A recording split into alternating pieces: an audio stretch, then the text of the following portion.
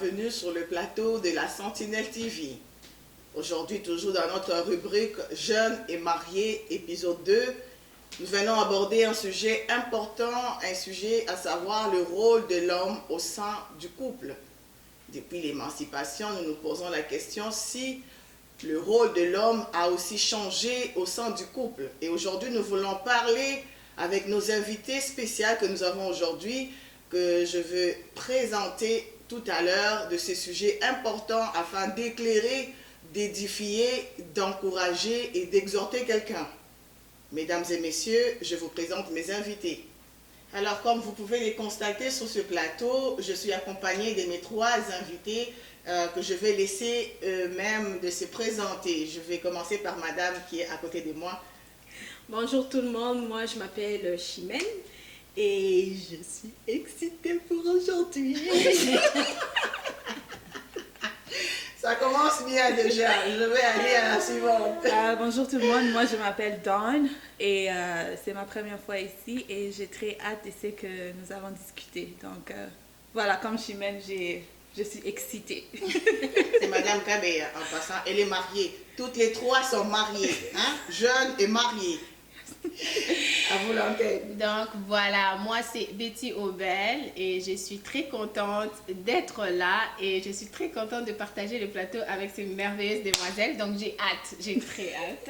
Alors comme vous pouvez le constater, l'émotion est déjà sur le plateau. Nous sommes toutes dans la joie et nous voulons commencer avec la première question, à savoir, l'homme et la femme étant dépendantes réciproquement l'un à l'autre, bien sûr, nous voulons savoir aujourd'hui si le rôle de l'homme a changé depuis l'émancipation de la femme.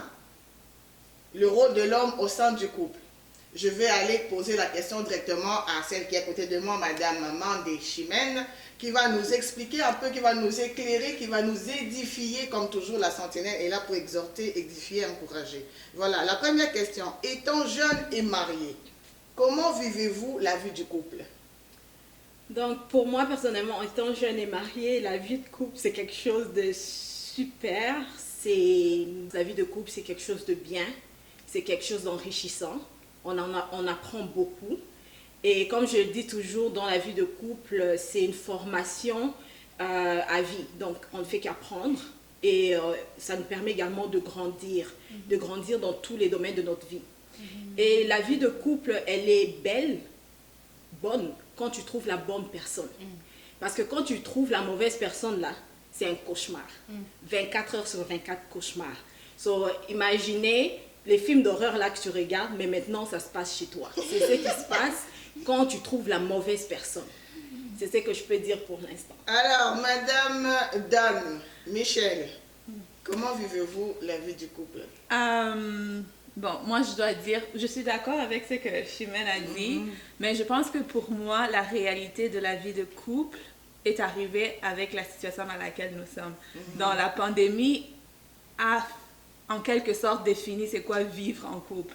Tu vois, c'est tellement qu'on était habitué à sortir chaque matin, courir à gauche et à droite. Si vous avez deux enfants, le mari prend un et la femme prend l'autre et vous partez à gauche et à droite. On vit dans une même maison, oui, on sait qu'on est mariés, mais on ne sait pas vraiment qu'est-ce que ça veut dire vie de couple. Mais depuis la pandémie, la définition a changé. La vie de couple, en fait, c'est comme si tu vivais avec ton roommate, avec ton mari, avec ton frère, avec ton papa, avec ta maman. Donc, vous êtes, toi et ton conjoint, ta conjointe, on est un dans tout. Je ne sais pas si ça fait du sens. Donc, on est en même temps, on est frères et sœurs, c'est bizarre de le dire, mais en même temps, on est mariés, en même temps, on est parents, en même temps, on est papa, maman, je suis ta maman, il est mon papa, et les rôles sont renversés. Et je reviens pour dire, oui, quand tu es marié à la bonne personne, à cette personne qui t'est dédiée, à cette personne dans la vision de Dieu,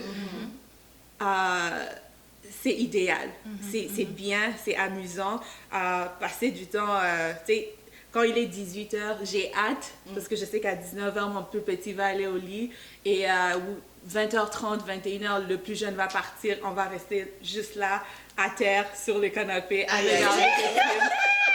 C'est like, there's no limits to what we can do after 9 p.m. So, la vie de couple, pour moi, c'est ça. J'ai appris à apprécier ces moments où je sais que, like, je suis fatiguée, mais je suis avec la personne avec qui je suis censée être. Et, like, there's no time.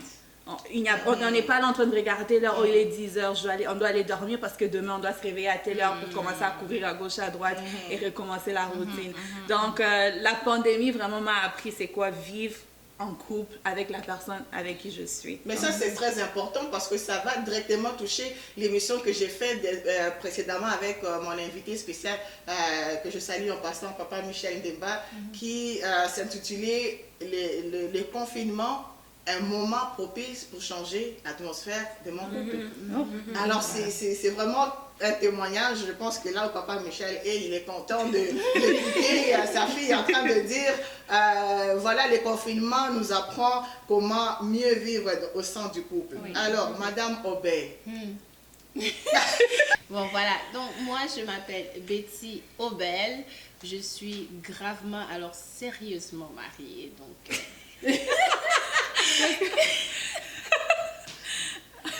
Alors, Madame Obel qui est gravement et sérieusement mariée, comment vivez-vous votre vie de couple en tant que jeune et mariée? Ok, bon, la vie de couple, selon moi, en tout cas, c'est un processus.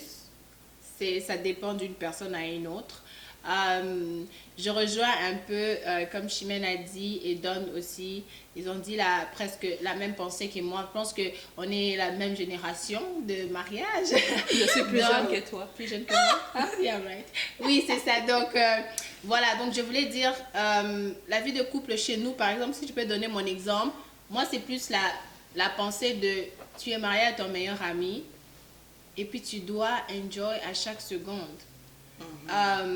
Je me rappelle une fois, quelqu'un m'a posé la question, mais quand tu t'es fâché contre ton mari, à qui tu parles? Mais à mon mari, quand je suis fâchée. Tu vois, c'est donc la vie de couple doit te mettre à l'aise dans la mesure où tu dois être en mesure de parler, même des sujets lourds, même des choses difficiles, même des choses en fait, toutes les choses qui te font rire, qui te font pleurer, tous tes sentiments. Donc pour moi, la vie de couple, comment je peux la définir, c'est un processus. C'est jamais parfait, mais on essaye de faire de l'imperfection notre perfection en fait. Oui. Alors, la Bible dit que l'homme est le chef de la famille. Qu'est-ce que cela implique pour vous dans le couple? Chef, oui, on va commencer avec Madame Michel Dan. Oui. Oh, chef de la famille. Qu'est-ce que cela implique pour vous? C'est drôle cette question. Qu'est-ce que ça veut dire le mot chef en fait? Je vous laisse le définir alors. Bon, pour nous, je parle pour mon couple à moi, pour nous c'est un concept qui est sous-entendu. C'est je me dis, je suis égale à mon mari, il est égal à moi, mais en même temps, il a une autorité supérieure à moi. Et c'est quelque chose que, pour moi, je dis, je dois être d'accord avec avant que je m'engage dans le mariage. Si ce concept n'est pas clair, n'est pas compris, je me dis que toi, en tant que femme, tu n'es pas prête pour te marier. Parce que tu dois comprendre que quand on dit que l'homme est ton chef, on ne veut pas dire qu'il te dépasse de force, de voix, de responsabilité, de courage ou tout. Mais c'est juste que quelque part, sa voix, son autorité prime sur toi. Mais tu dois la comprendre et ça demande une maturité pour être là. Donc, comme je dis, pour nous, c'est un concept qui est sous-entendu. Je sais que mon mari est le chef de la famille, mais il ne marche pas à côté. Il ne se réveille pas le matin. Bonjour, femme, en tant que chef de famille, je te salue. Tu vois? Ou je te donne la permission de m'adresser la parole en ce matin. Non, c'est pas comme ça. Je le sais, il sait que je le sais, et c'est comme ça qu'on vit cette relation de chef de famille. Et là aussi... Qu'est-ce que vous voulez dire par je suis égal à lui, il est égal à moi? Expliquez-nous un peu, qu'est-ce que vous voulez dire? Quand on étale ça sur l'aspect, on est humain, hommes et femmes, nous sommes égaux l'un à l'autre. La différence, c'est qu'il est de sexe opposé à ce que je suis. C'est pas l'émancipation qu'on parle ici, là. Oh non. Moi, dans mon couple, nous ne vivons pas ça de cette façon-là, ok? Nous sommes, je vais pas dire que we're like free people, free mind. Non, c'est pas ça que je veux dire. Tout ce que je veux dire, c'est que C'est un concept que dès le départ, avant que je me marie, j'ai compris.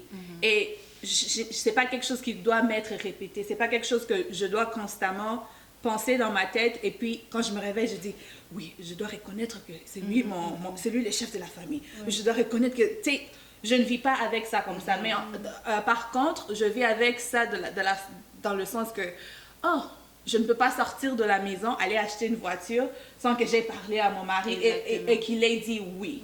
Tu vois, parce que c'est une chose de lui dire, mais c'est une autre chose qu'il sache que son opinion, sa réponse est prise en considération.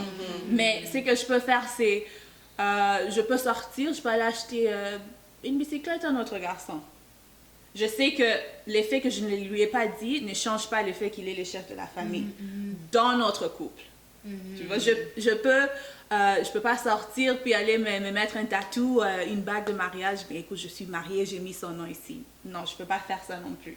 Je dois aller lui en parler, il doit me donner son opinion et je dois prendre sa réponse, son opinion en considération. C'est comme ça que nous vivons ces termes de chef de famille. Je peux pas sortir avec mes amis, aller à un café et puis commencer à mal parler ou à dire n'importe quoi sur lui, tout en dénigrant son autorité dans mon couple. Tu vois. Et puis, ça revient à ce que Betty disait, si, comme on l'a posé la question, si tu te chamailles avec ton mari, à qui tu parles? Bon, il doit porter le cap de mon meilleur ami maintenant et s'asseoir et m'entendre, me plaindre de son comportement en tant que nous sommes amis maintenant. Et puis, tu me conseilles en tant qu'ami. Et là, je change mon chapeau et je redeviens la femme. Et puis maintenant, nous parlons en tant qu'homme et femme. Mais je reconnais dans cette discussion, dans cet échange, que lui, peu importe, il a un niveau de plus par rapport à moi. Il reste toujours le chef de la famille. Il reste toujours le chef de la famille. Mais il ne marche pas chaque jour en me disant « je suis le chef de la famille ». C'est moi qui décide. Tu ne peux pas acheter les poulets. On ne mange pas les poulets aujourd'hui. On va manger les poissons. Ah, tu ne peux pas porter les rouges à lèvres rouges comme ça parce que ça fait que... Je vois que Madame Michel a beaucoup à dire. Hein? J'ai beaucoup à dire à ce sujet. Je vais laisser le plateau à d'autres personnes. Mais voilà, nous, juste tout ça pour dire qu'on ne vit pas ces termes en tant que... Et c'est moi. Oui, c'est sous-entendu, c'est accepté, c'est compris. Et voilà, c'est pour ça qu'il me laisse... Il n'y a pas la guerre d'identité. Non, quoi. exact. Il me laisse la liberté de faire ce que je veux. Comme un exemple, je me suis réveillée samedi passé, je suis sortie chez moi, je suis allée au Garden Center, j'ai acheté toutes les fleurs, je suis venue à la maison, j'ai dévalisé tous les devants de la maison. Il ne savait ni O, ni A, ni B. Il est sorti, il m'a vu dehors, il a regardé. « Oh, tu as fait ça? Ah, ok. » Wow. Mais ça ne change pas qu'il a cette autorité, qu'il est le chef de la famille. Il sait que je sais ça. Moi, je t'arracherai la tête là si tu me dis rien. Je t'arrache la tête. Mais là, c'est le problème. Mais on va aller avec Madame Mandé, Madame Chimène. Madame Chimène Mandé. Qu'est-ce que cela ça implique pour vous, l'homme et le chef de la famille? Ben pour moi, premièrement, juste le fait de dire que l'homme est le chef de la famille, je peux donner l'exemple comme une maison. Avant de construire une maison, on a besoin de mettre la fondation. Donc l'homme est la fondation même de cette maison, il est la fondation même de la famille. Et en étant chef de famille, cela implique qu'on s'attend beaucoup de toi. Tu es celui qui guide. Donc tu dois guider en donnant l'exemple. Dans ta manière de parler, dans ta manière d'agir, dans ta manière de prendre les décisions. La chose qui devient négative, c'est que certains hommes se mettent en tête le fait que la Bible dit qu'ils sont les chefs des familles. Ça veut dire que moi, je n'ai pas d'opinion à donner. Je ne peux pas... Welcome to 2020. Je ne peux pas avoir ma façon à moi de réfléchir. Donc en fait, la femme ne vit pas pour elle, mais la femme vit parce que l'homme décide de la manière que tu dois vivre. Et ça, c'est la mauvaise façon. C'est pour cela qu'il y a beaucoup de personnes, lorsqu'on parle de ce sujet-là, de ce thème-là, de l'homme et le chef de la famille, il y a beaucoup de femmes qui sont très irritées, sont très amères par rapport à ça parce que c'est une mauvaise interprétation que nous, on a. L'exemple que je peux donner, comme dans les royautés, on a le roi. Le roi, quand il prend une décision pour quand il prend une décision, il prend la décision pour son peuple, une décision qui favorise. De la même façon que l'homme, en tant que chef de la famille, tu dois, premièrement, avant de penser à toi, tu penses à ceux qui te suivent derrière. C'est comme un train. Un train, là, tu es la tête. Il est le premier wagon du train. On a tous les autres compartiments en arrière. Quand tu suis le bon chemin, tout le monde qui sont en arrière, que ce soit moi, ta femme, que ce soit les enfants, on va suivre le bon chemin. Quand toi, l'homme, tu dérailles, ça va être pareil. Nous, tout le monde, on déraille. Donc, c'est vraiment la question de savoir, je suis le chef de la famille. Mais le chef de la famille, jusqu'à où ça se limite, cette chefferie-là. Parce qu'il y a trop de débordements. Je suis désolée, il y a trop de débordements dans les couples. Comprenez, Chimène, c'est une histoire. Il y a des hommes qui utilisent ça pour piétiner leurs femmes. Ok, on va revenir. Mais on va revenir parce que ça, c'est un sujet là. Je suis vraiment. Ben, moi, je vais dire, moi là, je sais, mon mari, il est le chef de la famille, je le respecte. Au cas où tu regardes. Au cas où tu regardes, chérie, je sais, tu es le chef de la famille, je respecte. Mais, comme Dan l'a dit, j'ai mon point de vue à donner. Et ça, par rapport à cette question également, ça dépend des couples. Il y a des couples où c'est l'homme qui décide, il se réveille le matin, on fait ça, date, si tu n'as rien à dire. Et il y a des couples qui sont plus, je ne sais pas si je peux utiliser le terme, plus ouverts. Okay? Qui sont plus ouverts. Donc, l'homme peut venir, oui, je suis le chef de la famille, j'aimerais qu'on fasse tel projet. Il consulte sa femme. Il y a une consultation qui se fait, chacun donne son opinion et on arrive à une solution. Ça, c'est l'idéal. Ça, c'est vraiment l'idéal. Et dans ce genre de couple-là, les femmes sont beaucoup plus épanouies. Que dans les couples où c'est comme une dictature. Je suis désolée, là, Hitler dans la maison, là, et moi, je me réveille, je dis ça. On dit, ici, là, il y a un bulldog. Dans cette maison-là, il y a un bulldog. Même les enfants, ils ne peuvent pas parler parce que, oh, papa est le chef de la famille. Nous, on ne peut rien dire, on ne peut pas prendre une décision, on ne peut pas proposer quelque chose. Ça ne fonctionne pas. Voilà. Alors, mesdames et messieurs, je vous présente Madame Mandé, qui est aussi une historienne. Vous allez comprendre qu'elle est vraiment dans son élément. Hein? Oui, elle aime ça. Madame Obel, oui. Selon vous, l'homme qui est le chef de la famille, qu'est-ce que cela implique pour vous? Qu'est-ce que cela implique? Ouf. Tu sais, ces sujets, cette question, par exemple, en 2020, je crois que certaines personnes, ils vont peut-être suivre. Ils vont pas être contents, mais qu'on se les dise. Moi, j'ai rien contre l'égalité des femmes, là, j'ai rien contre ça.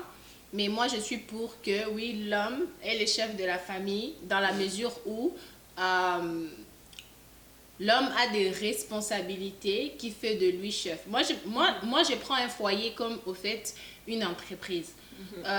Je m'excuserai, mais je travaille en ressources humaines, ok? Puis je travaille en classification. Fait que quand on fait des organigrammes, je ne vois pas là où on met deux directeurs. Oui, tu peux avoir des directeurs, mais il y a toujours un ADM. Il y en a juste un, il n'y en a pas deux. Donc, si ça fonctionne comme ça dans l'organisation, dans chaque organisation, je crois il doit toujours avoir la tête. Et la tête comprend le mandat, la vision, et essaie maintenant de diriger toute l'organisation en fait que le mandat et la vision soient respectés, n'est-ce pas? Est-ce que cela veut dire que quand tu comprends la vision ou le mandat où tu es en train de diriger fait de toi un être très supérieur? Non. Le problème vient lorsque on commence à se sentir inférieur par rapport à quelqu'un. Moi, je me dis, dès que tu comprends tes responsabilités. Moi, je suis femme.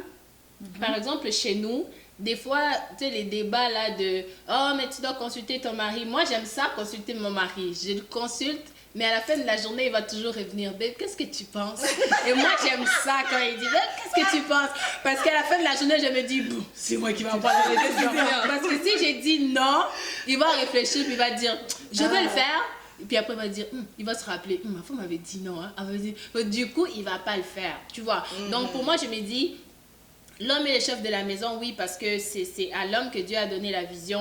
Même si on relit ça dans la Bible, Dieu a créé l'homme dans le jardin d'Éden. C'est pas la femme qui a donné des noms aux lions, aux animaux. C'est pas la femme qui a labouré la terre.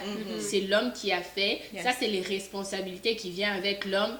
Et quand l'homme a vu la femme, l'homme a dit, voici c'est ma femme. C'est pas la femme qui a dit, voici c'est mon homme. Ou c'est pas l'homme qui a dit, voici mon égal. Non, il a dit, on l'appellera femme, c'est mon aide. Et moi, je me dis, en même temps, je me dis, si je suis l'aide d'une personne qu'on appelle être supérieur, d'une manière, j'ai les capacités surnaturelles à vouloir aider cette personne-là. Parce que c'est souvent la personne qui aide qui est plus forte que l'autre. Tu vois? Fait que moi, je me dis, si je comprends ça comme ça, je n'aurai pas de problème avec ça. Oui. Et comme Dawn a dit, j'ai beaucoup aimé ce qu'elle a dit.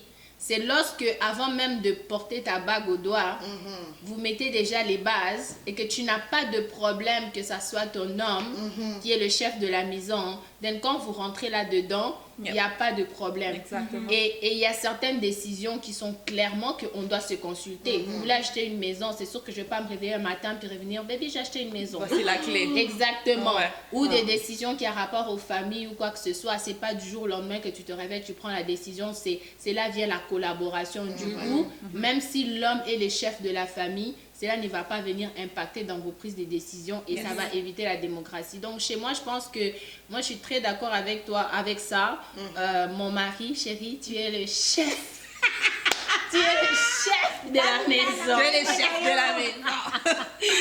Tu es le chef. Salut à monsieur Obed qui nous suit, le chef de la famille. Salut à monsieur Jimmy qui nous suit, Kabeya, ainsi qu'à monsieur Mandé Hervé qui nous suit. Vous êtes les chefs. Sans oublier le chef des chefs. Hein? L'homme de la situation. Alors, mesdames et messieurs, nous continuons. La question prochaine, c'est quel est le rôle alors, puisqu'on parle du rôle de l'homme dans le foyer, dans le couple, quel est le rôle principal de l'homme au sein du couple? Parce qu'avec la société aujourd'hui, on dit que c'est l'homme qui dirige tout.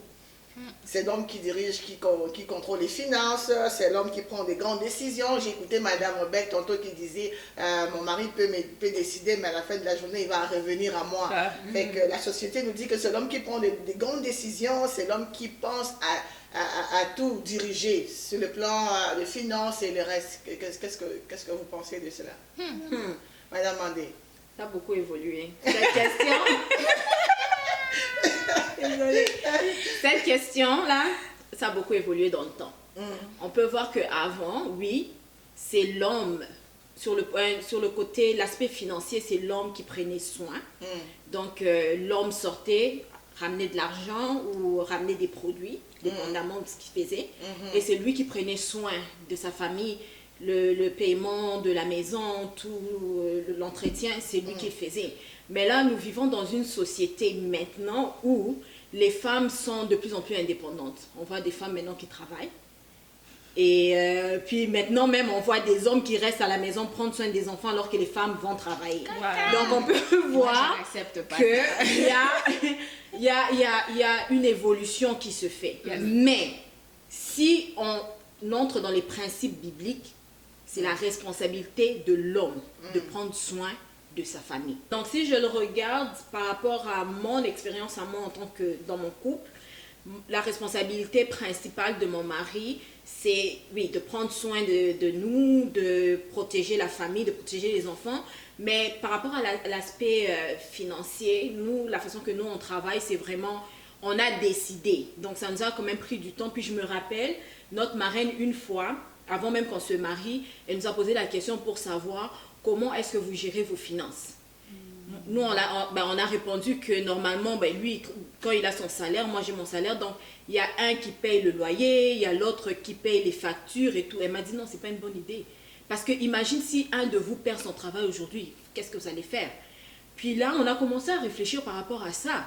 Et on s'est dit, on va juste avoir un compte conjoint. Tu as ton salaire, j'ai mon salaire, on peut voir nos deux payes lorsque ça entre.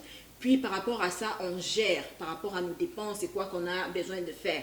Mais vraiment, l'aspect genre budget et tout, c'est moi qui m'occupe du budget de la maison, savoir c'est quoi les dépenses qu'on a, qu'est-ce qu'on peut faire, si on a des projets, voir la faisabilité, si oui ou non on va le faire. Mais du point de vue comme muscles, faire les rénovations, c'est mon mari qui s'occupe de ça. Si je fais l'épicerie et qu'il y a comme des choses qui sont lourdes à transporter et tout, non, c'est un gentleman. Dans le rôle principal de ton mari, dans le rôle principal de mon mari, c'est gérer le finance conjointement avec moi. Okay. De s'occuper de tout ce qui est aspect de la maison, genre les rénovations, des trucs que normalement je ne suis pas bonne. Même installer les rideaux, là, je suis désolée, mais je ne suis même pas capable d'installer. Alors, Madame Michel, selon vous, quel est le rôle principal de l'homme au sein du couple? Bon, ok, je ne veux pas parler en général quel devrait être le rôle principal de l'homme au sein du couple, mais pour moi, pour mon couple, pour mon mari, son rôle principal que je lui ai alloué. I like that, really? C'est de m'aimer. Can you repeat that again? Son rôle principal que je lui ai alloué, c'est de m'aimer more than anything. Oh. I don't care about doing work in the house. I'm not saying, je ne dis pas que avoir de bonnes finances, c'est pas important. Non, c'est très important. Mais aussi longtemps que je sais que that man loves me like this much, okay, more than this much, okay. Aussi longtemps que je sais qu'il m'aime tellement avec mes défauts, mes qualités, avec mes tempérances et tout, everything else just falls into place. Sorry, je switch en anglais. Tous les autres aspects de la vie s'alignent. C'est comme ça que moi je le vois, c'est comme ça que moi je le comprends dans la logique. Et après ça, mais je lui ai posé la question en fait, on parle souvent de ça, je lui ai dit, toi, en tant que chef de famille, quel est ton rôle? Qu'est-ce que tu penses qui est ton rôle? Et comme si vous connaissez mon mari, vous savez qu'il est très détaillé dans ses réponses, il aime diviser. Et il a divisé ça. Bon, j'ai le rôle chef de famille pour ma femme, mais j'ai aussi le rôle chef de famille avec mes enfants. Et selon lui, bon, là, je vais donner sa réponse parce que pour moi, j'ai déjà dit c'est quoi son rôle principal. Mais selon lui, pour les deux groupes, le rôle principal avec les enfants, il doit avoir une autorité, il doit avoir un respect et ensuite c'est l'amour. Et ce qu'il a expliqué, c'est qu'il disait que les enfants, ils aiment ça être aimés. Quand tu les aimes, tu leur montres l'amour, tu les dégages l'amour. À un certain moment, quand tu veux imposer ta discipline et ton autorité, ils ne vont pas le respecter parce qu'ils ont tellement reçu l'amour de toi. Alors, il dit que c'est très important de toujours garder cette place d'autorité et ensuite avoir l'amour. Comme ça, ils vont te respecter quand viendra le temps de les réprimander s'ils ont fait quelque chose. Et pour sa femme, c'est que son rôle en tant que chef de famille pour sa femme, c'est qu'elle soit épanouie. Il veut pas comme trop serré pour qu'après la femme, elle est toujours, tu sais, il n'y a pas la paix, il n'y a pas la joie et tout. Aussi longtemps que le respect est là de sa femme, de son épouse. Après, tout ce que lui veut, c'est qu'elle soit épanouie et que lui, en tant qu'homme, soit en mesure c'est là les finances viennent entre dire. Je veux que ma femme, si elle vient et dit, babe, je ne veux plus travailler 5 jours semaine, je veux faire 2 jours. Que je me dis, m'assois en tant qu'homme, je dis, elle dit, elle ne veut plus travailler 5 jours. Je veux être en mesure de lui donner ça. Je veux être en mesure de lui accorder cette possibilité-là qu'elle reste à la maison, qu'elle ne se réveille pas mercredi stressée. Oh my God, je vais encore courir au travail. Je ne veux pas ça pour ma femme. Donc, c'est comme ça que lui, il a expliqué ça. Et je suis d'accord avec. Écoute, s'il veut gérer les finances, tiens les finances, gère-les, j'ai pas de problème. Écoute, c'est pas comme s'il va les gérer, il va mettre ça dans un coffre-fort où je n'ai pas accès. Non, il s'occupe de ça. Puis si je vais aller acheter des choses comme j'aime faire un samedi matin, je prends la clé, je lui dis, écoute, je vais faire un tour. Et il sait que quand elle a dit qu'il est samedi 9h, elle va faire un tour. Attendez-vous qu'elle va entrer ici avec des sacs. Wow, ça c'est très bien ça. C'est très bien. Ouais. Madame Obey, Oui. selon vous, le rôle principal de Monsieur Obey au sein du couple? Les rôles principaux, qu'est-ce que je veux dire? En tout cas, moi, je pense que mon mari, chez nous, son rôle principal, c'est d'être un pourvoyeur, ok? Dans le sens, je vais l'expliquer. Peut-être il va regarder puis il va dire, what? Oui, c'est ça. Un pourvoyeur dans la mesure où il pourvoit, je peux dire émotionnellement, mentalement, je dois être en mesure de, même quand je suis stressée au travail, quand je rentre chez moi, je suis en paix. Yes. Quand je dis qu'il pourvoit sur tous les aspects. Financièrement, ça ne m'intéresse pas. Ça ne m'intéresse pas dans la mesure où il faut que mon mari ramène l'argent. Tout que nous savons tous, nous venons des familles africaines, peut-être notre background, on a été éduqués comme ça. L'homme doit amener l'argent et puis la femme va s'occuper. Mais avec ce qu'on vit, la réalité à l'Occident, on essaie de s'entraider, ok? So, du coup, je ne m'attends pas à ce que mon mari puisse pourvoir financièrement tout seul. Je suis là pour aider, pour que nous puissions avoir une vie épanouie. Mais je m'attends à ce qu'il puisse pourvoir d'une manière émotionnelle, d'une manière sentimentale. Ça veut dire que j'attends à ce que mon mari puisse avoir le rôle de mon mari, mon prédicateur, mon leader, mon ami au fait. Je dois être en mesure de dire, ok, aujourd'hui je vais parler à mon meilleur ami et je veux trouver cette personne-là en cet ami-là. Et aujourd'hui je vais parler à mon pasteur, je vais trouver mon mari, je vais trouver cette personne-là en mon mari. Voilà. Tu vois, il pourvoit pour moi, pour ma famille, pour notre famille au fait. Et je pense que ces rôles-là, mon mari les fait bien, même par rapport à notre fils aussi. Tous ceux qui connaissent mon fils, ils comprennent comment il a appris tout de son père, même la danse. Il danse comme son père. L'habillement. Qui fait ça? Il se réveille le matin, il veut porter une veste. Qui fait ça? Personne, tu vois. Fait que pour moi, je m'attends à ce que mon mari puisse avoir cet impact-là dans notre maison. Dans la mesure où on sait identifier, ça c'est de son père, ça c'est de ton mari, ça, tu vois un peu. Comme j'expliquais un peu au début, la manière dont quand quelqu'un comprend le mandat, la vision, il est capable de diriger tout le monde dans ça. Et pour moi, je m'attends à ce que mon mari puisse jouer ces types de rôles-là chez nous et sérieusement, il le fait bien. Mais qu'en est-il de ces femmes-là qui pensent que leur rôle est tout simplement de gérer la maison, les ménages, peut-être préparer, cuisiner, s'occuper de la lingerie, et pour elles, ça s'arrête là. Et le reste, c'est pour l'homme. Mais ça, je pense que c'est leur choix. Puis ça vient un peu, comme je disais, en 2020, ok, on pense à l'égalité de sexe. Il y a aussi qui pensent comme ça aujourd'hui, en 2020. Oui, c'est ça. Comme la légalité de sexe. Moi, j'ai pas de problème avec ça. Moi, ça devient un problème quand la femme commence à se sentir menacée d'une certaine manière. Donc moi, par exemple, chez nous...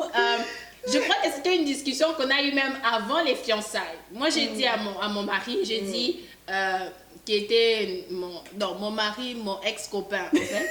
Je lui ai dit, moi, par exemple, je ne m'attends pas à ce que, par exemple, on finit de manger, que tu laisses ton assiette là, genre par exemple, tu laisses ton assiette là et puis tu pars, puis la femme c'est les ménages. Quand tu te réveilles le matin, tu trouves la maison est dans le désordre. Ok, tout va être là, c'est la femme qui va faire.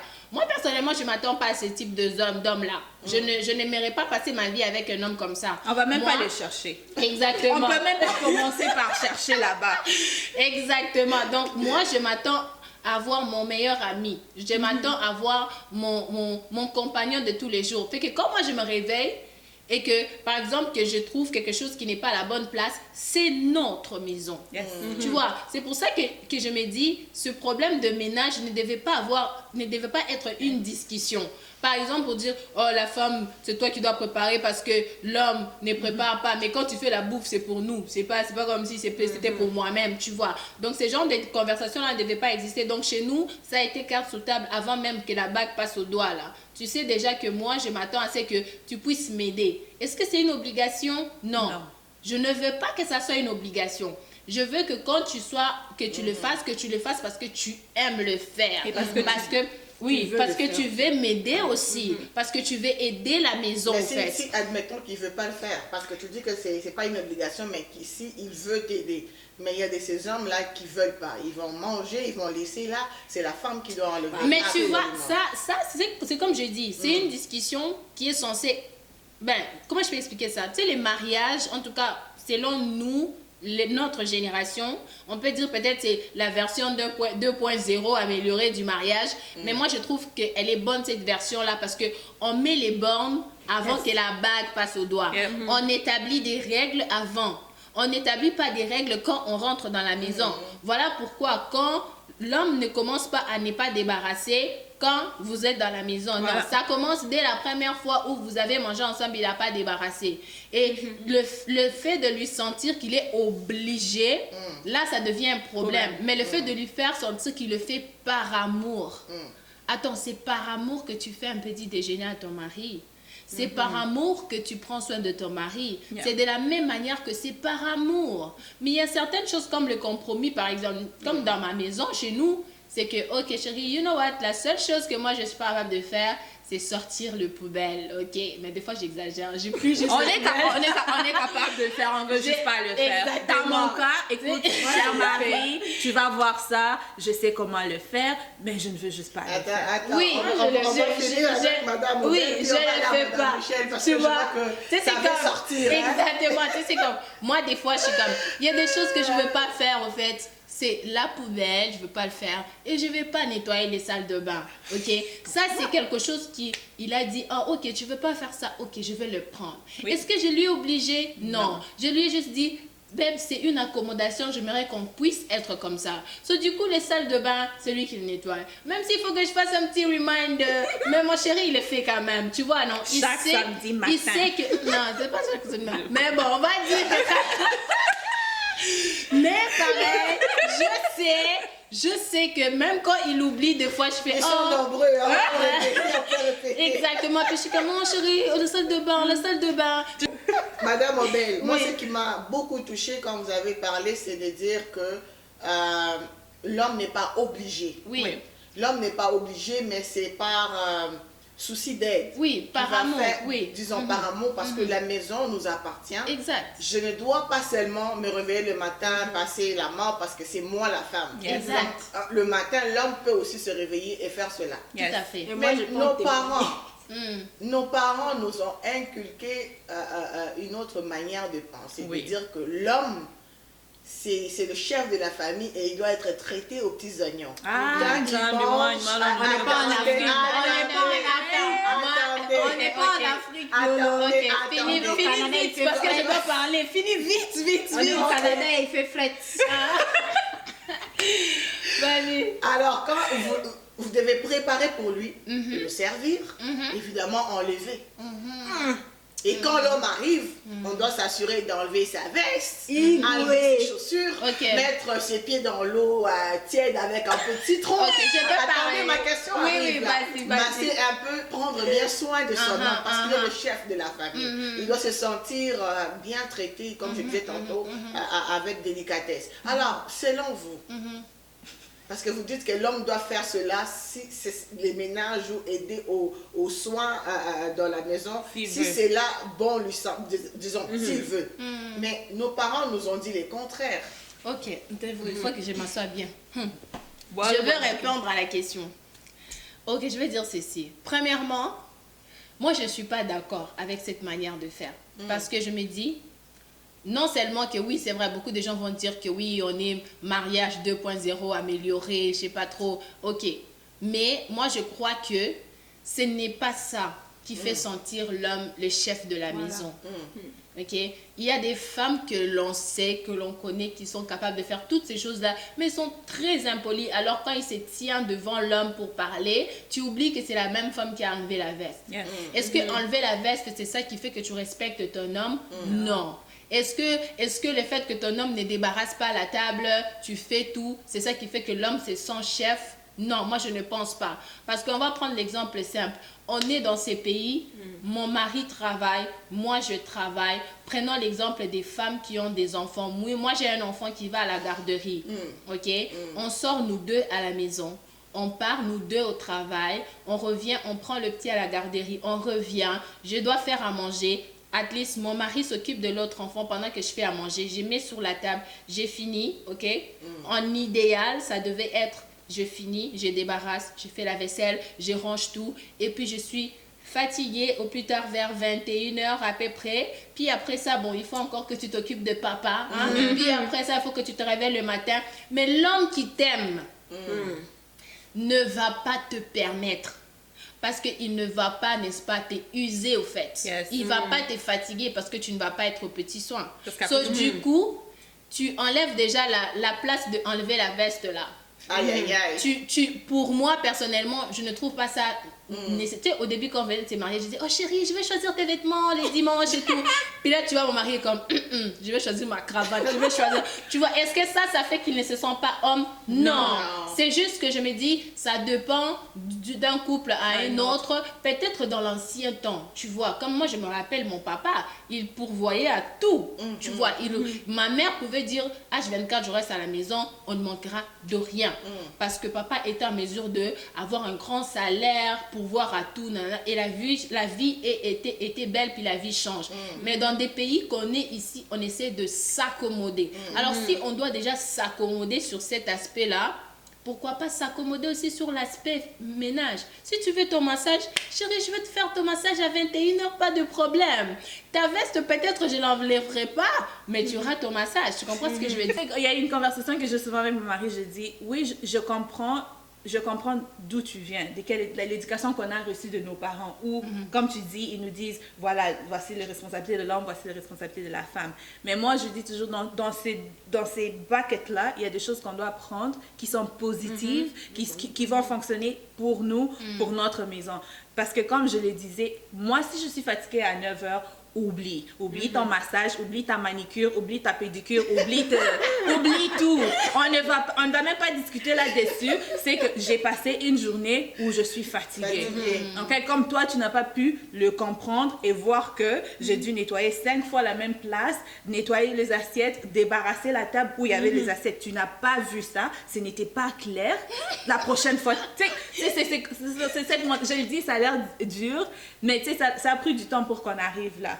Parce que, again, on a grandi avec cet enseignement de nos parents qui nous dit, les hommes, vous allez chercher les bacon, vous amenez dans la maison, la femme éduque les enfants. Non, moi je veux que mon mari fasse partie de l'éducation de nos enfants. Surtout que nous avons des garçons, oui, il y a des choses que je veux les enseigner. Tu dois traiter une femme comme ça. Ça, c'est la perspective de la maman. Mais lui, il est l'homme, il doit montrer à ses fils comment ils doivent traiter des femmes en tant qu'hommes et ils vont se marier un jour aussi. Donc, affaire ménage, non, papa, écoute, voici comment on le fait chez nous maintenant. Je me réveille à 6h30, je vais m'asseoir dehors avec ma tasse de thé, je prends mon 30 minutes de réflexion, de dégagement de la tête. Les enfants se réveillent à 7h30 et le nez, il vient me chercher dehors. Je dis non, tu es réveillé, tu vas chercher papa. Ok?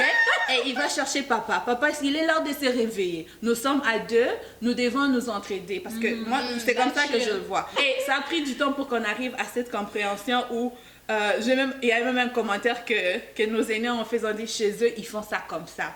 Parce que ils n'ont pas grandi avec ça. Oui, non, tu dois pas. Écoute, passer l'aspirateur, c'est facile. Franchement, tu la passes en haut, en bas. Et puis, comme chez nous, les toilettes, je suis capable de les laver. Mais mon cher mari s'en occupe. Oui, je dois faire un petit rappel sentimental chaque nuit, samedi ou dimanche. Babe, tu vois, il est temps de...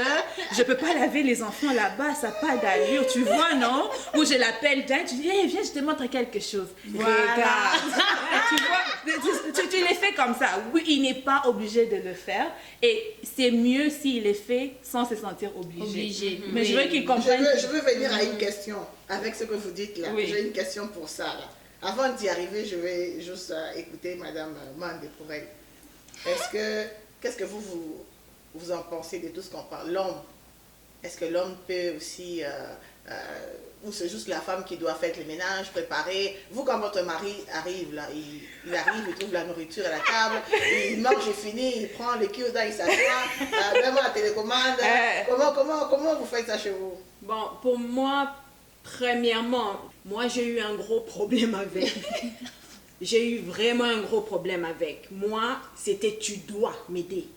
Tu dois, c'est ta job, tu dois m'aider, J'ai les enfants, je ne peux pas faire tout moi-même, tu dois m'aider. Et la manière qu'il m'a fait comprendre, c'est que tu ne peux pas m'obliger de le faire. Et en insistant, tu dois, je ne le ferai pas. Et là, j'ai compris, avec le temps, j'ai compris que, you know what? Je ne peux pas le forcer. Je dois le laisser le faire par lui-même.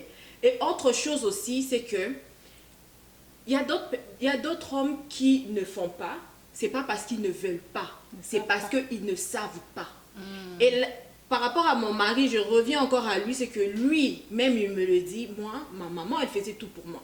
Ma maman lavait mes vêtements, ma maman faisait ma chambre. Yes. Parce que lui, là, c'était au début, même la lessive, là, il ne savait pas comment faire.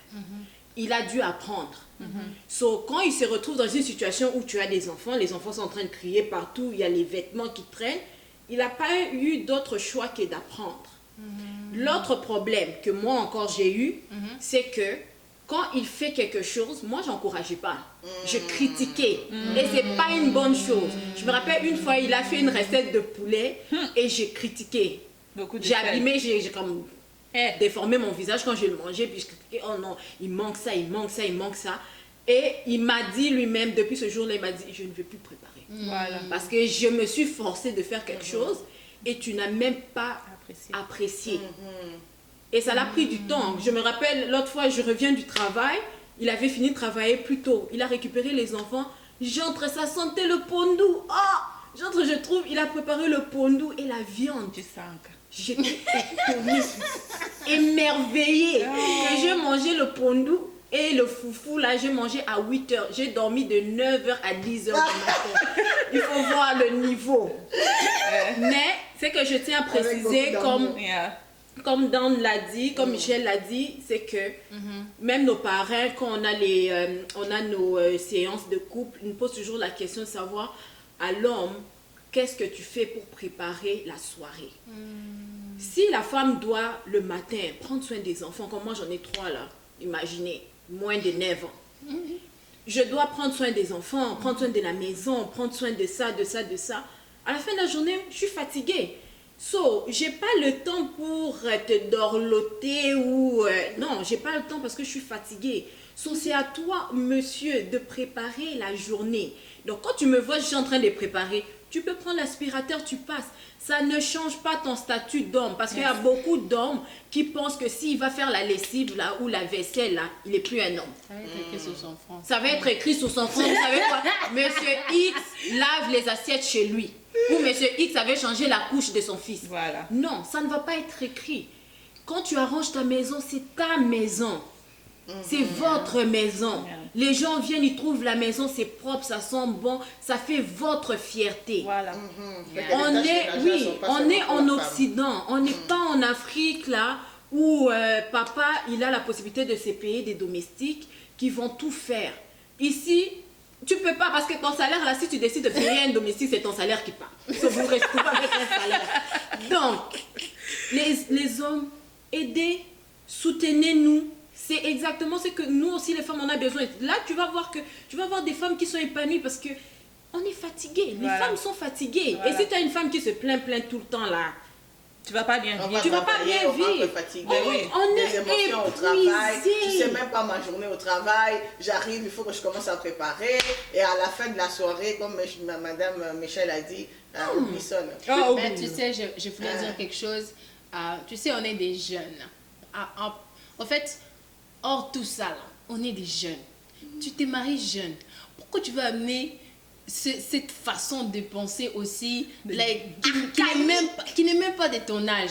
Parce que tu vois les mariages de nos jours, même les demandes en mariage, oh my god, des fois j'ai dit à mon mari, chérie, tu devais me redemander en mariage. J'ai commencé. Il faut que tu recommences un peu parce que les versions ont changé. Parce que c'est très beau, ça exprime l'amour. Des mariages, même les hommes qui pleurent quand ils voient la femme venir.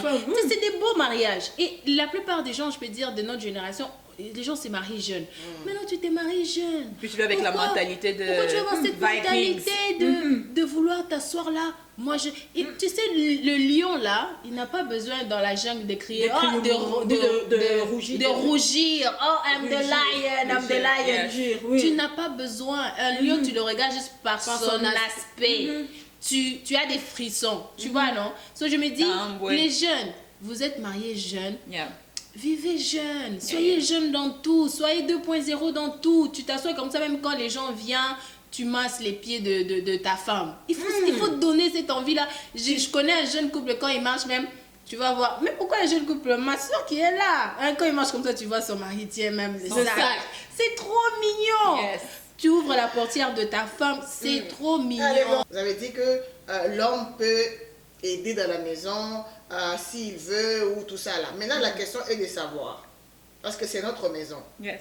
Est-ce qu'il est mal de lui demander s'il ne le fait pas? Au cas où, peut-être qu'il a oublié qu'il est censé aider. Non. Est-ce que c'est mal de lui demander de faire la vaisselle? Est-ce que c'est mauvais de lui demander d'enlever son plat quand il mange? Non. Ou d'aller, disons, passer la mort pour... Logiquement. C'est mauvais ou c'est mal poli de la part de la femme de demander à son mari de le faire? Logiquement, je ne trouve pas que c'est mauvais ou c'est mal poli. Ça fait de toi une femme impolie. Mais chez nous, et ça c'est quelque chose que mon mari a toujours dit, il n'est pas un gourou, il n'est pas un magicien. Il ne veut pas avoir à deviner ce que je veux qu'il fasse ou ce que j'ai à lui dire. S'il y a quelque chose, il préfère que je lui dise c'est quoi, qu'on en discute, si c'est quelque chose qu'on règle et puis ça, on part. Ils disent souvent que on leur parle mal. Ah, ça, c'est vrai. C'est parce que tu m'as mal parlé. Voilà. Je fais sourd d'oreille. Oui. C'est parce que tu vois. Est-ce qu'on doit utiliser ces tons-là pour leur dire s'il te plaît, bébé, est-ce que tu peux débarrasser, s'il te plaît? Est-ce que je peux me mettre à genoux pour dire oh Seigneur, comme a dit Sarah, Seigneur. Moi, je ne suis pas d'accord avec ça, mais je dois avouer que j'ai par moment utilisé un ton qui n'était pas effectif, qui n'était pas nécessaire, agréable et qui a poussé à lui qui réagit de la façon comme ton mari a réagi. Je ne veux pas le faire. Parce que pour lui, c'était pas quelque chose aussi compliqué où tu dois me demander en criant ou en étant fâché ou en boudant ou en je ne sais pas quoi. Et au début, quand on a commencé, Betty a dit que la vie de couple, c'est un processus.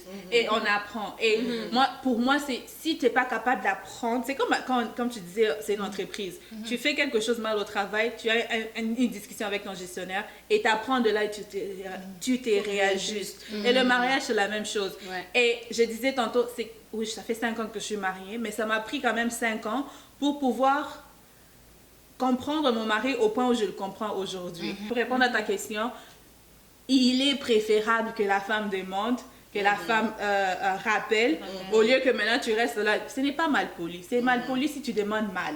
Hey, quand tu es entré dans la maison ici, tu n'avais pas trouvé que c'était propre par terre pour que toi maintenant tu laisses tes miettes. Ok. Écoute là. Ça passe pas comme Et ça. maintenant, qu'est-ce que tu veux que le mari maintenant fasse quand tu fais ça? Si on te gifle alors, c'est ton problème. Je vais ajouter quelque Madame chose par Robert, rapport à oui. ça.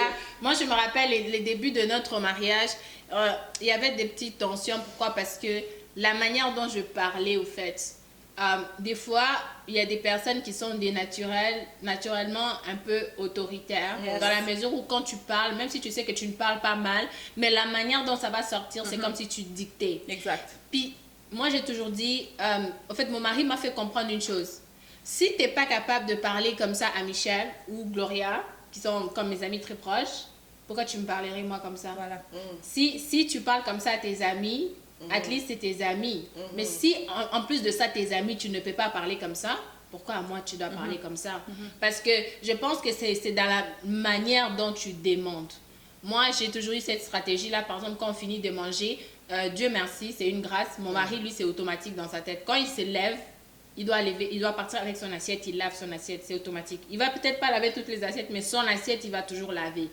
Et des fois, comme quand je suis fatiguée et que j'ai fait tout ça, tu vois, je vais lui dire, bébé, est-ce que tu peux m'aider à faire la vaisselle? Tu peux m'aider à débarrasser? Et lui, il a compris que je veux qu'il fasse ça. Tu vois? So, je pense que la manière dont on demande quelque chose, c'est la manière qui va déterminer, au fait, la réaction. Comme on dit toujours, tu peux gérer ta réaction ou ton action envers quelqu'un, mais tu peux pas gérer le outcome de la personne. Et je pense que c'est la manière dont on demande, là. Comme Michel a dit, genre, en tout cas, dans cette maison, c'est toujours moi qui fais les ménages. Lui, il n'a pas compris que tu veux qu'il passe l'aspirateur. Voilà. Si tu veux la chose, tu n'as qu'à demander la chose, voilà, et puis tu l'as. Je pense que c'est ces problèmes-là, surtout en tant que jeune, on est aussi version 2.03 améliorée, là. On veut trop télécommander aussi, là. Écoute, fais ça parce que, écoute, non. Puis on commence à oublier un peu le rôle, puis voilà, donc ça devient... Mais je voulais ajouter aussi, l'autre chose de ça, c'est que it's our expectations. C'est comme parce que toi, tu t'es réveillé à 8h pour commencer à nettoyer, mais t'attends pas aussi qu'il se réveille à 8h, parce que ça, c'est en fait mon cas. C'était comme samedi, on se réveille le matin, on finit tout, et dans ma logique, je préfère avoir l'après-midi où je suis à l'aise sur les couches, je n'ai rien à faire.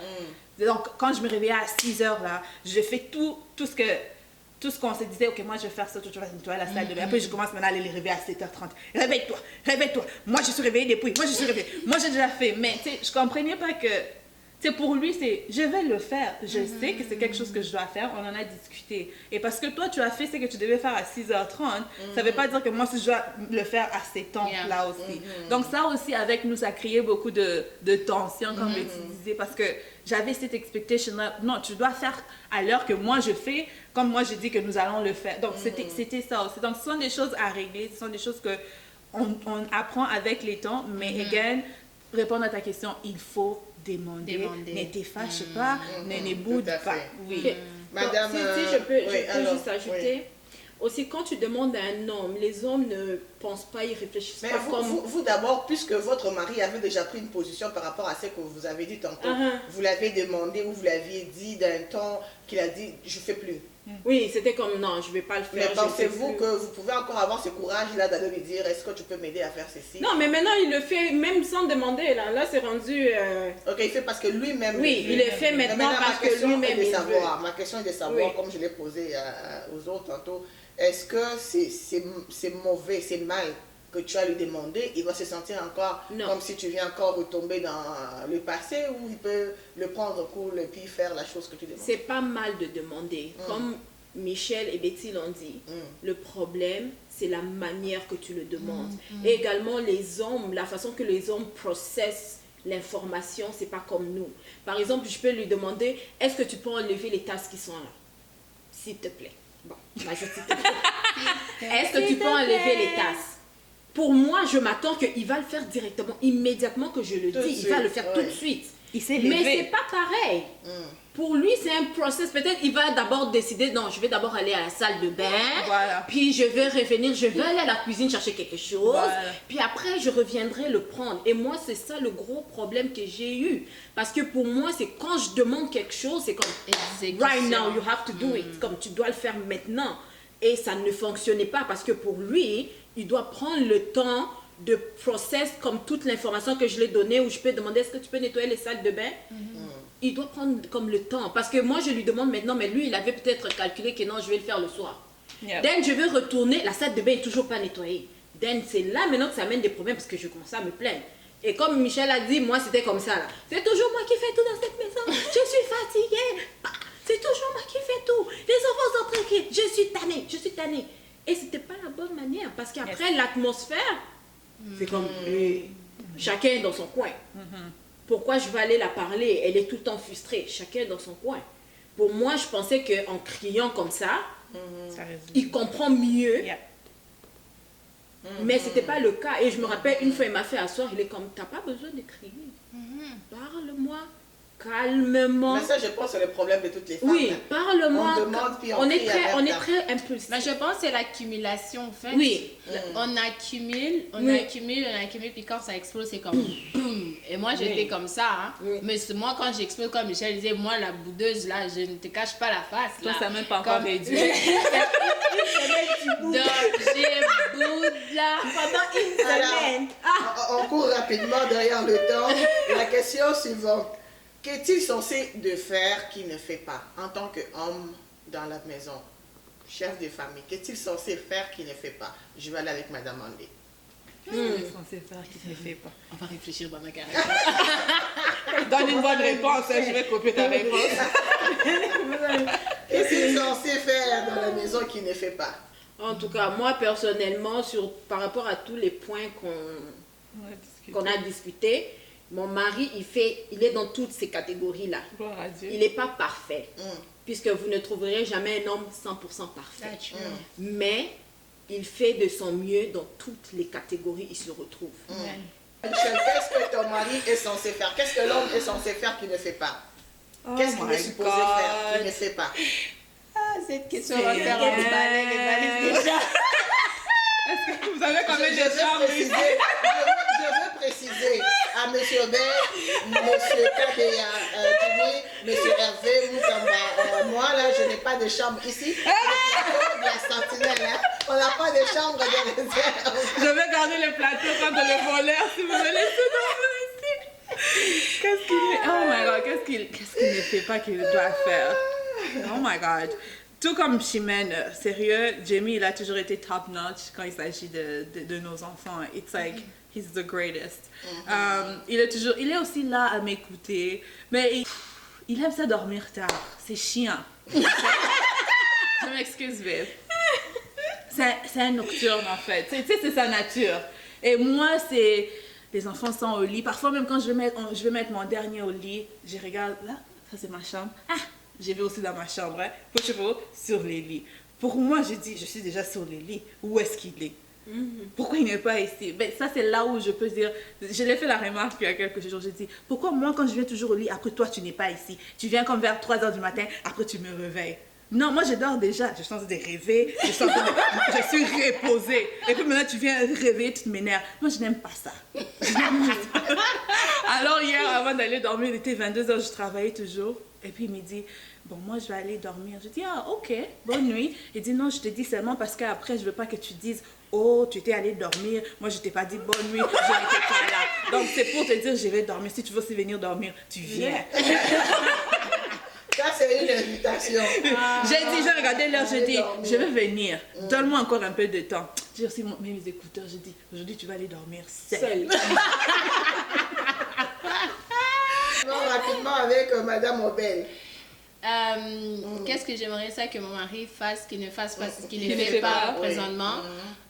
C'est quand tu as posé la question directement, c'est venu, c'est plus par rapport à notre fils au fait. Au fait, mon mari il gâte trop mon fils, notre fils. Au fait, lui c'est comme dans sa tête il peut s'asseoir là, dans une semaine il peut acheter 4 jouets. Like c'est même pas de la blague. Des fois, je suis comme, non, je vais t'enlever ton téléphone parce que tu vas arrêter de regarder tous les jouets. Fait que ces choses-là, j'aimerais ça qu'il puisse être un peu plus... ok, j'achète pas ça, comme, je lui gâte pas trop. Parce que lui, c'est comme, non, c'est notre enfant, je veux le gâter. Peut-être, un peu, j'ai commencé à comprendre parce que je me dis, quand lui, il a grandi, il n'a pas eu assez de privilèges, comme tu vois, pour avoir un père qui est là ou pour avoir tout ce qu'il pouvait demander. Fait qu'il essaie de le reproduire dans notre fils. Puis deux fois, je trouve que c'est quand même assez trop parce que c'est comme, il va partir dans un mall, il va sortir de là, il était allé magasiner pour lui, il va sortir de là avec mes vêtements et les vêtements du petit, sauf lui, tu vois. Fait que des fois, j'aimerais ça qu'il se mette un peu en premier plan pour dire, je vais penser à moi, which is not bad, mais c'est correct, mais c'est juste la chose que j'aimerais ça qu'il puisse penser un peu. Par rapport à moi, qu'est-ce que j'aimerais? Non, mais je sais qu'au début, avant qu'on se marie, je lui ai dit, ah, moi j'aime les fleurs, moi j'aime les roses et tout. Fait qu'au début là, ça fait 2 Saint-Valentin que je n'ai pas eu mes 24 roses. La Bible dit, Dieu dit que l'homme doit aimer sa femme et cet amour-là doit se manifester aussi dans le rôle de l'homme dans la maison, le ménage. Il doit aimer sa femme comme lui-même. Donc, cet amour-là doit aussi être visible dans tout ce qu'il fait dans la maison. Votre avis, Madame Chimène? Ben, moi, ce que je peux dire, que si tu aimes, tu aides. Donc, tu dois épauler ta femme du mieux que tu peux. Une femme qui est épaulée, une femme qui est soutenue par son mari, c'est une femme qui est forte. Parce que si, comme on vient de le dire, tantôt tout le monde l'a dit, quand tu as un mari qui vous réveille le matin, comme Michel a dit, je ne m'attends pas que tu vas te réveiller à la même heure que moi. Moi, je suis quelqu'un, je me lève très tôt. Je me lève très tôt, je fais ce que j'ai à faire. Mais si tu es en mesure que quand tu te réveilles, tu prends soin des enfants par le temps que moi, je peux faire quelque chose d'autre, peut-être que je peux faire quelque chose pour moi, hein, ça aide. Et tu es un soutien pour moi. Parce que même à ça, là, Dieu va te poser la question. Je t'ai donné une femme. Sur tel point, est-ce que tu l'as aidée? Ta femme était toujours frustrée. Parce qu'une femme, là, moi, tu ne m'aides pas. Je suis tout le temps frustrée, je suis tout le temps fatiguée. Je me mets à genoux, Seigneur. Mon mari, vraiment, Seigneur, tu vois, regarde, les enfants, j'ai fait tout, je suis seule. Mon mari ne m'aide pas. Qu'est-ce qui va t'arriver? Ça, on oublie ça parce que la plupart du temps, on s'est dit, oh, comme les seuls péchés, je ne sais pas si on peut aussi le catégoriser comme ça, là, mais on s'est dit les seuls péchés, oh, moi je ne vole pas, moi je ne regarde pas les femmes des autres, moi je ne mens pas. Mais tu fais souffrir ta femme qui est à la maison, juste à côté de toi. Cette femme qui souffre, qui pleure parce qu'elle n'a pas de soutien. Tu rentres à la maison, tu n'aides pas. Mais le dimanche, tu prends ta Bible. Alléluia, Amen. Oh Dieu, non. Dieu va te demander, il va te demander de rendre compte par rapport à ça. Donc moi, je pense que oui, l'homme doit également aider et supporter, soutenir sa femme sur le plan, sur tous les plans, même les plans de la maison, que ce soit les enfants, même laver les enfants, les hommes, vous pouvez laver les enfants, changer les couches. Vous pouvez le faire, c'est ton enfant, ça ne change rien, ça ne va pas te changer, ça ne veut pas dire que tu vas devenir une femme parce que tu as changé la couche. Ou parce que tu as préparé du foufou. Oui, Madame Michel, cet amour-là que l'homme doit manifester, comme dit la Bible, est-ce que dans votre couple, vous le voyez dans la vie de votre mari, est-ce que ça se manifeste? Ben oui, parce que moi, c'est ça que je dis, oui. Donc, comme je dis, quand on aime, on fait, sans tenir en compte que ce que je suis en train de faire n'est pas une tâche que je devrais faire. Donc, quand tu le fais, c'est comme dit, maintenant, dans nos jours, les hommes changent les couches des enfants, mais parlons un peu du temps passé. Quand tu changes la couche de ton fils, de ton bébé, tu n'es pas en train de réfléchir, oh mon Dieu, ça c'est pas une tâche qu'un homme devrait faire. Parce que l'amour prime au-dessus de ça, en fait. Donc c'est comme mon mari qui se lève, il nettoie, parce qu'il y a 2 jours, je me suis levée, tout est en ordre. Il nettoie, le connaissant, je sais qu'il ne pense pas que, oh, je suis en train de faire des tâches ménagères que je ne suis pas censée faire. Mais je sais qu'il s'est dit, je fais ça, comme ça quand ma femme va se réveiller, elle trouve tout est fait, elle va être de bonne humeur, elle va être allégée, elle va s'étaler là et on va juste être là en train de rire et n'est pas penser à ça. Donc, ce qui a fait qu'il nettoie, qu'il met de l'ordre, c'est l'amour qu'il a pour moi. C'est parce qu'il veut que je sois épanouie, que je sois dans cette joie-là. Oui, l'amour, quand on dit l'homme, tu aimes ta femme, c'est dans tout. Ce n'est pas seulement, ne m'amène pas des cadeaux pour m'amener des cadeaux. Écoute, si je ne suis pas personne cadeau, je m'en fous de tes cadeaux. Si c'est pas ça, ce qui est plus important pour moi dans notre relation, je ne veux pas recevoir. Si c'est des millions, si c'est pas ça qui prime pour moi, tu peux m'amener des millions, mais je ne suis pas contente en tant que femme. Je ne suis pas épanouie. Qu'est-ce que tu penses que ces millions vont me faire? Ça va me faire acheter une joie qui n'est pas réelle, qui n'est pas vraie. Si moi, en tant que femme, dans notre maison, j'ai besoin que tu t'élèves en tant qu'homme et que tu t'occupes des enfants, faire le devoir, les amener faire la bicyclette, aller jouer au parc. Si c'est ça dont j'ai besoin, c'est dans ça que je veux que ton amour se manifeste. Voilà. Bon, Madame Aubert, mesdames et messieurs, vous pouvez voir que c'est chaud sur le plateau. J'aime l'atmosphère, j'aime l'ambiance, j'aime le courage et j'aime tout ce que mes invités dégagent aujourd'hui. C'est pour nous éclairer sur certains points. Alors, Madame Aubert, Dieu dit que l'homme doit aimer sa femme comme lui-même. Est-ce que cet amour se manifeste dans votre ménage? Sinon, je ne serais pas mariée. Sinon, je ne serais pas encore là, non? Donc, c'est clair. Tu sais, comme Chimène et Don ont dit tantôt, moi, il y a une seule chose que souvent je le répète à mon mari, j'ai toujours trouvé ça peut-être banal, mais quand je m'assois, j'y pense, je me dis, oh my God, c'est trop mignon en fait.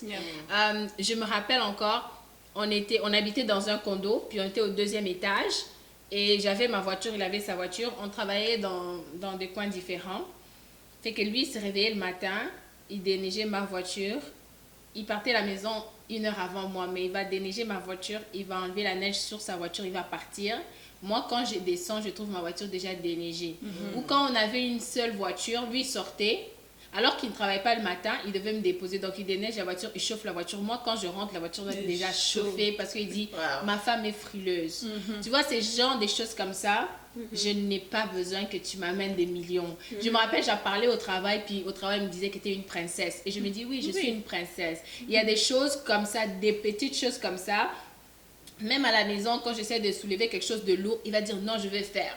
C'est dans des petites choses comme ça qu'on comprend ces versets-là. Tu vois, comme la Bible dit, tu dois aimer ta femme comme toi-même. Je me dis, prends ton corps humain. Est-ce que tu seras à mesure de prendre un couteau puis te déchirer tout seul? Est-ce que tu peux juste aller dans le mur puis te frapper juste l'orteil? Parce que l'orteil qui fait plus mal. Est-ce que tu ferais ça à ton propre corps? Si la réponse est non, alors pourquoi tu le feras à un autre? Tu vois, ça c'est peut-être dans le couple idéal, mais on a déjà vu aussi des couples qui se disent je t'aime, Mais je peux le dire, Janine, comme...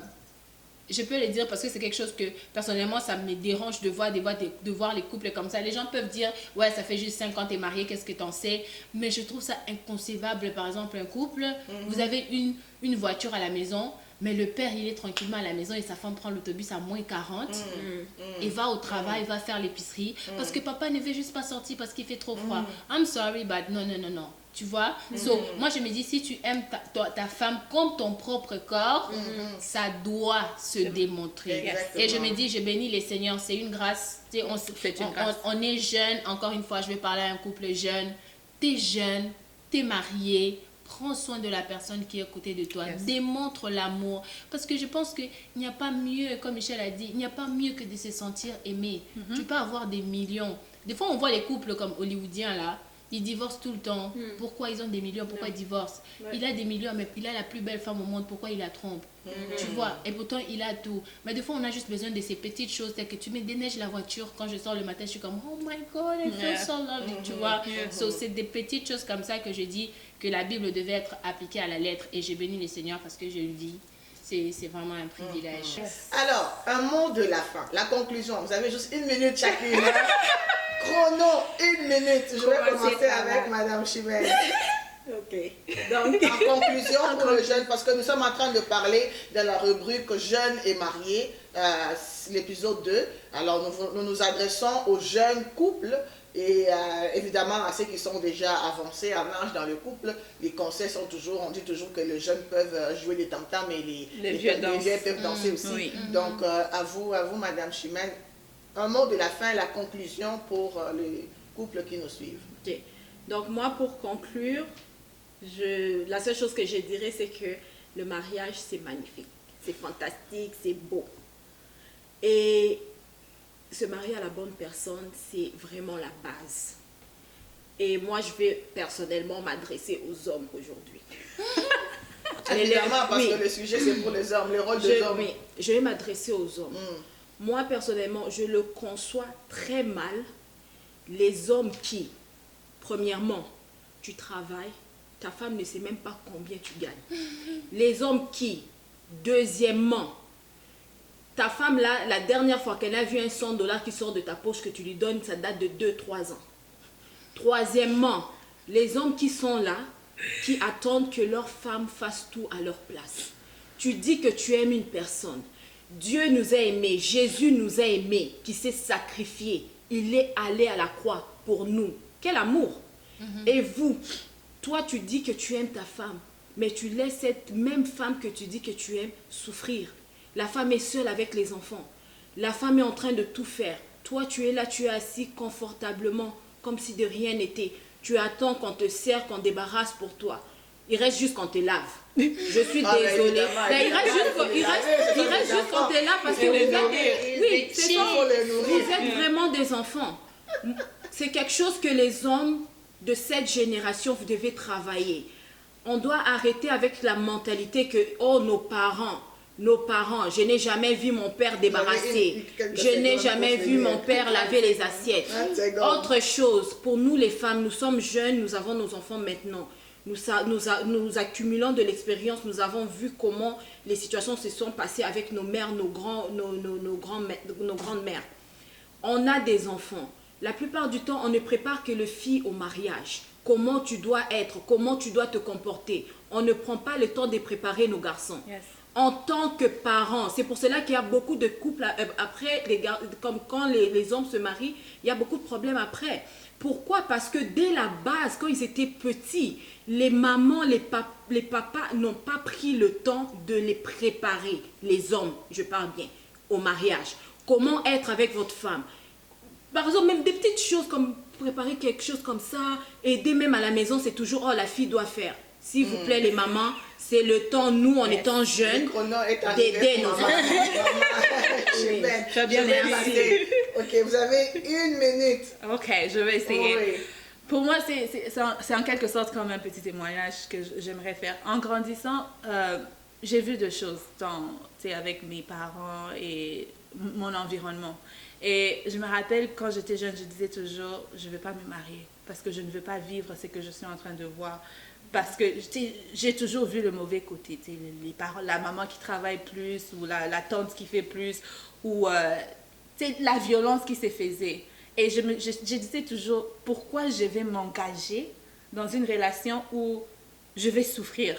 Pour moi, c'était une souffrance et je ne comprenais pas. Donc, je disais toujours, je ne vais pas me marier. Et je sais que ma tante n'aimait pas m'entendre dire ça. Même quand j'ai grandi, j'ai dit, les mariages, ce n'est pas pour moi. Quand je vais grandir, j'adopterai les enfants parce qu'il y a des enfants à adopter et je sais que je vais vivre heureuse. J'avais toujours cet esprit entrepreneurial où je dis, je vais avoir un bon travail, j'aurai beaucoup d'argent, je vais voyager de gauche à droite, pas me marier. Et mon témoignage vient en fait pour dire que mon mari aujourd'hui, c'est comme est une bénédiction pour moi parce que quelque part j'avais des blessures intérieures qui avaient besoin d'être guéries. J'étais ligotée quelque part où j'avais besoin d'être libérée. On a parlé ici en tant que jeune, on est déjà mariés, mais peut-être que tu te retrouves dans ma situation où j'étais avant que je me marie et tu dis tu veux pas te marier parce que le mariage représente une menace, une souffrance, une difficulté quelconque que tu ne veux pas t'engendrer ou tu peux pas ouvrir ton cœur pour laisser quelqu'un d'autre entrer parce que j'étais là aussi. Mais oui, il y a la grande chose qui m'a aidé, c'était accepter l'Éternel dans ma vie comme mon Seigneur et mon Sauveur. Il m'a libérée de beaucoup. Mais même à ça, je ne pouvais pas laisser Dieu toute cette totalité de qui j'étais. Et jusqu'à ce que j'ai rencontré mon mari maintenant. Et ces gars, ces mecs, c'est un gars génial. Je vais t'appeler gars parce que, tu sais, on va retourner un peu comme si on avait 18 ans, là. Il est génial, il est patient. Et oui, on est ici en train de dire les hommes, vous devez faire ça, les hommes, mais l'amour, en fait, aussi, elle s'enseigne par action. Il m'a appris en étant qui il est en tant que personne, la patience, l'amour, la compréhension, la communication. Donc, je veux juste témoigner là pour te dire, tu es peut-être où j'étais, donne-toi la chance. Et si tu n'as jamais donné à Dieu la chance, donne la chance à Dieu.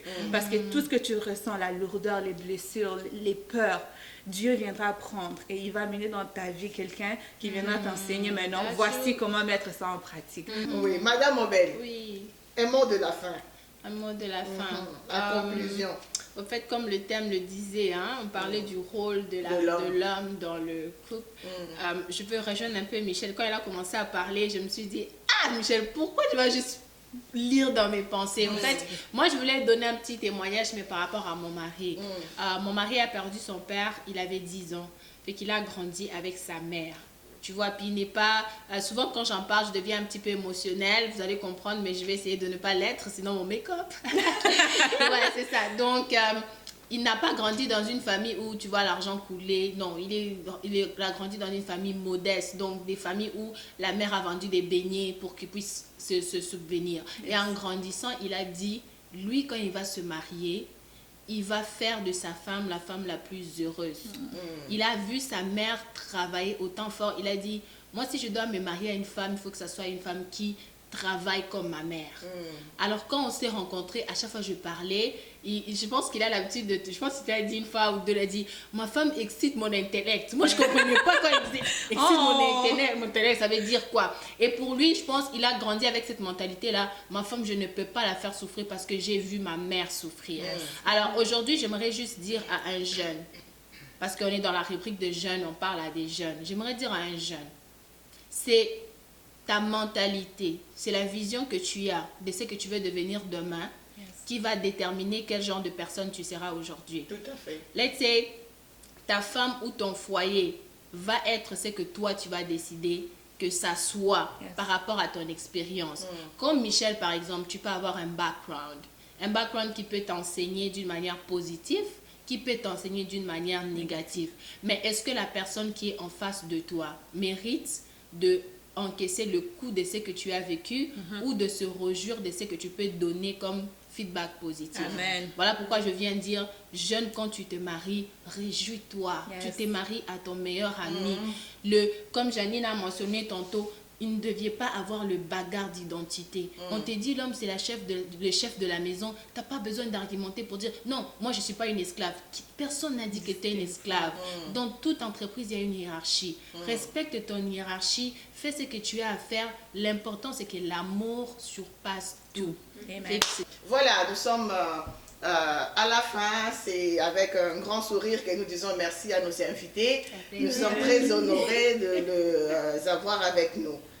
Avec ce thème important qui est le rôle de l'homme au sein du couple. Alors, comme nous avons dit, c'est un processus de vivre dans un couple.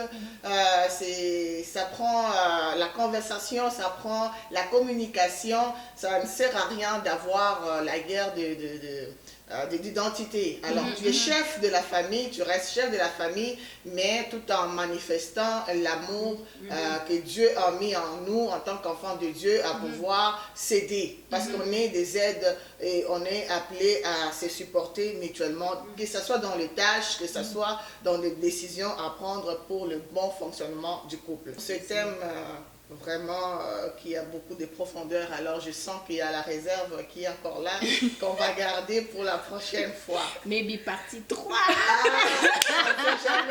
Et Dieu nous fasse grâce. Amen. Alors tout est basé sur Dieu. Alors nous devons faire confiance en Dieu, surtout dans notre couple en tant que jeunes pour pouvoir vivre longtemps. Yes. Toujours mettre Dieu au centre de toutes choses. Mesdames et messieurs, nous sommes là pour encourager, édifier, exhorter ainsi qu'éclairer. Aujourd'hui, nos dames, nos trois invités nous ont éclairés sur le rôle de l'homme au sein du couple. Je sais que vous avez beaucoup de questions, vous avez beaucoup de points d'interrogation, disons, et puis certains vont dire « Oh non, nous, on nous a appris ceci, cela par nos parents ». Envoyez-nous vos messages via notre site web, le www.lasentinelletv.com, et aussi allez nous écrire sur notre page Facebook qui est la Sentinelle TV, aussi sur notre chaîne YouTube. Vous pouvez voir toutes les vidéos, les émissions que nous allons faire encore dans le futur proche avec nos trois belles invités. Notre chaîne YouTube qui est la Sentinelle TV. Alors, nous vous disons merci beaucoup. Merci. Et nous espérons que Dieu vous donne encore la force d'être de bonnes femmes. Toujours, Amen. comme la Bible dit, la femme sage bâtit sa maison. Et continuez toujours à prendre soin de vos maris. Amen. Alors, nous disons merci à vos maris qui vous ont libérés pour venir sur ce plateau. Merci à mon cher mari aussi. Et je salue tout le monde qui nous suit et à très bientôt. Bye.